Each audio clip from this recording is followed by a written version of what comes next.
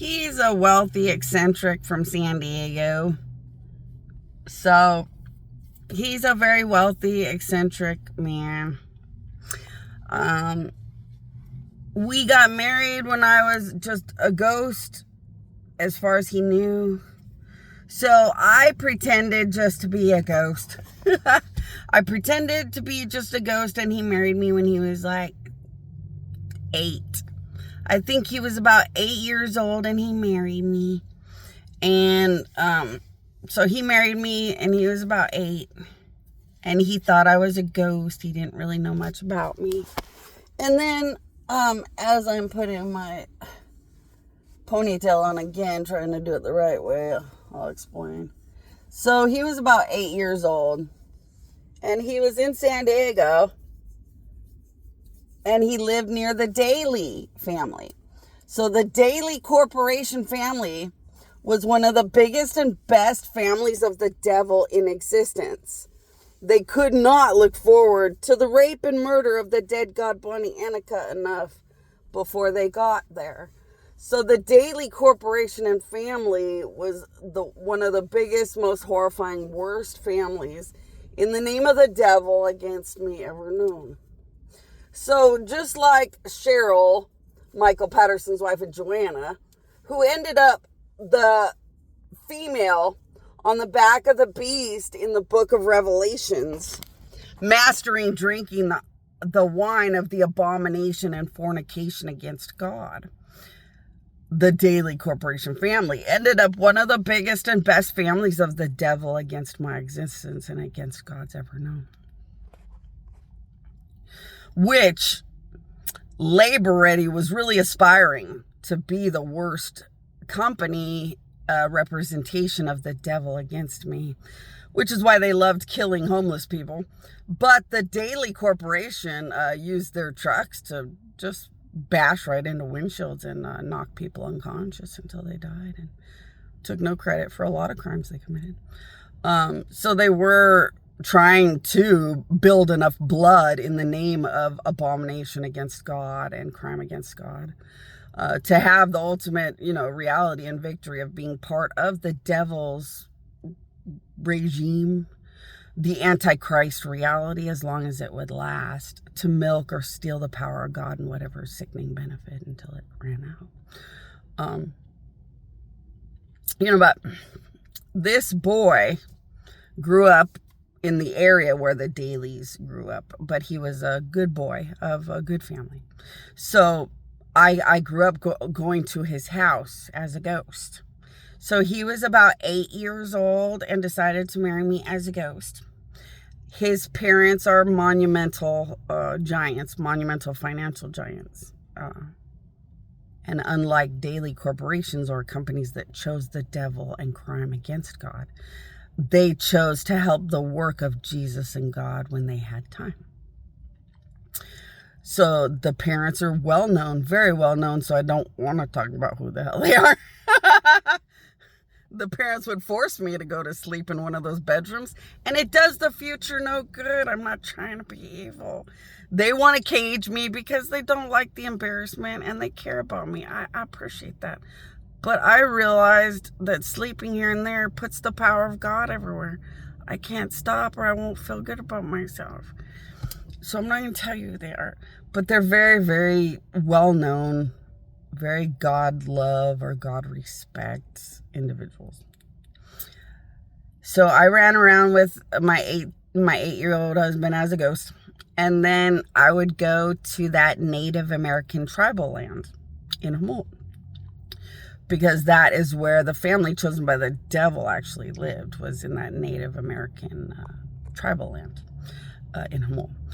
So I would visit that tribal land in Humboldt to hang out with, whatever Indians weren't sickening, or just hang out by myself and play with the rocks. And while I was at that tribal land, I would always visit my husband and tell him I'm that Bonnie. And I'm not actually a ghost. Then when my husband was about 14, I told him I might be a little bit more than Bonnie and the ghost. But I don't really want to talk about it. And he said, that's fine. Not all people want to talk about how they're a little different. If you could be a Bonnie human, it's kind of a little different that you could be a ghost, visiting me. But maybe something happened tragic in your life that makes your spiritual self able to travel. I've been learning about some of these kind of things where people can travel through their body or out of their body. Maybe that's what you're doing. Well, I don't know, because I couldn't tell the truth back then anyway. So right before I could tell the truth, I told him, what if I was bigger than Jesus? Because right before I told him the truth, I had told him I might be like the sister of Jesus or something. I might be connected to God and Jesus maybe, and I just couldn't have told you because Jesse Arias died because he loved me, and so I didn't really want you to understand anything. But what if I was kind of maybe Jesus' sister or something about God, Jesus, some connection to something? And he was like, well, then that'll be fine. I mean, what does it matter who you are? If somebody cares about you, they just care about you. Whoever you are, whatever you are. And I thought, well, thank you. You have been the greatest love of my ghost life.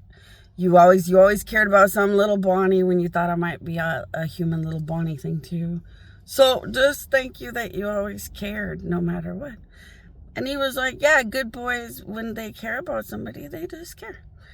I said, well, thanks. Knowing this might rock the nations and this might be the one thing that gets you, but I don't know. I guess I'll find out when I get there. Well, as soon as I could be the real me, I visited him as the real me. He was in shock. He didn't talk to me for a little while. He didn't know what to think or say. He got mad that I could be the mother and creator of every God and not have told him something that important. I got that, but I knew I couldn't. So anyway, he got upset. He ran the gamut. But by the end, he was still a good man that said, if you had to hide to win against bad spiritual things, it would make sense that you have to hide or not tell the truth to win some monumental battle against spiritual enemies. I get it. I wish I could have known the truth, because when you care about somebody, you just feel bad that they don't tell you the truth. But I could see how maybe you wouldn't be able to. So after I've, gotten pouty, gotten mad, ignored you, I realized, okay, maybe there's no way you could have told the truth anyway. So, okay, then I'll just treat you the way I would want to treat you, with the respect that I know any God or any Jesus, anybody would deserve, any person would deserve. And I'll just treat you with the love and respect you deserve and decide about what I've decided. And I was like, well, you better hurry up, because I've already transformed you into a husband. And he was like, oh, well, then treat me like a husband while I decide if I want to keep it or not. But he's really nice. He would totally let me sleep somewhere or stay somewhere or just take care of me. This is a really nice guy. So even if he doesn't stay a husband, he's a really nice person. But yeah, he's been trying on being a husband, trying on an outfit. So trying on clothing, he's trying on having lightning bolts pulsate through his eyeballs and stuff. But I don't know if he's going to stay a husband. But yeah, if you guys have seen him, you probably know at this point who I'm talking about. He's been known to walk by and people are like, is that a lightning bolt in your eyeball?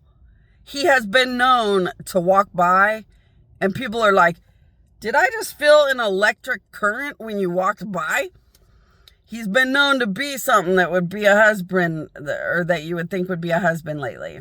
But he's just trying it on for size. He hasn't actually decided whether to be that dedicated to God's and connected to the power of God like that forever. But you guys might have figured out who he is. And yes, he knows a ton of people in the Palm Desert, Palm Springs, La Quinta areas. And every time I park somewhere, he hears about it and gets bitchy and tells me to go to the house. God damn it, there's so many bedrooms I don't use. Just sleep in one of the damn bedrooms in the back. Oh my gosh, I'd let just somebody I care about stay in the house. What the fuck is wrong with you? Once again, I guess I'm just weird and from my heaven.